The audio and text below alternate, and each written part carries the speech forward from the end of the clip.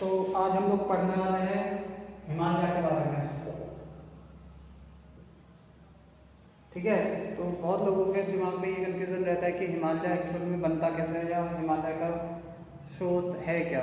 ठीक है, देखिए हिमालय वैसे देखा जाए तो 4 हिस्सों में बटा हुआ हिस्सा है। जैसे ये हिमालय है, इसके पठार है मान लीजिए। ठीक है, तो ये 4 हिस्सों में बटा हुआ है। ठीक है, और इसकी लंबाई देख लें तो ये लगभग 2500 किलोमीटर की लंबाई है इसकी।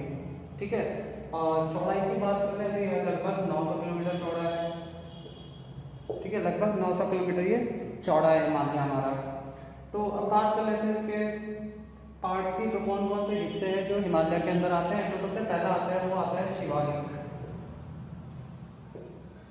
फिर आता है मिड, फिर आता है बृहद, और फिर आता है ट्रांस। ठीक है, तो पहला हिस्सा आता है हमारा शिवालिक का। मतलब शिवालिक एक ऐसी जगह है जहाँ पर ज़्यादातर टूरिस्ट वगैरह, जहाँ से मतलब पहाड़ शुरू होते हैं, वो शिवालिक की कैटेगरी में आ जाते हैं। ठीक है, और फिर आ जाते हैं मध्य हिमालय, जिसको मिड हिमालय भी बोला जाता है। तो ये वो वाली जगह है जहाँ पर तक लोग घूम फिर सकते हैं, जैसे कि शिमला, मनाली, रानीखेत। ठीक है, तो ये मिड हिमालय में आ जाता है, जहाँ तक मतलब लोग बाग या टूरिस्ट वगैरह घूम सकते हैं। फिर आता है बृहद। बृहद की मिनिमम जो हाइट होती है वो होती है 6100 मीटर। मतलब अगर बृहद की बात कर ले तो वो सबसे मिनिमम हाइट उसकी 6100 मीटर की होगी। मतलब कम से कम इसकी जो मिनिमम हाइट होगी वो 6100 मीटर की होगी। फिर आता है वो ट्रांस हिमालय, जिसको हम लोग 6000 मीटर में लेते हैं। मतलब इसकी मिनिमम हाइट 6000 मीटर की होनी चाहिए, तब ये ट्रांस हिमालय में आता है। एक्चुअल में बृहद और ट्रांस हिमालय में ज़्यादा फर्क नहीं है, लेकिन बृहद और ट्रांस हिमालय का सबसे जो मेन पार्ट है वो ये है कि जो बृहद हिमालय है उसमें चोटियाँ लंबी लंबी यहाँ मिल जाती है। जैसे कि सबसे वर्ल्ड फेमस सबसे लंबी चोटी, जैसे कि माउंट एवरेस्ट।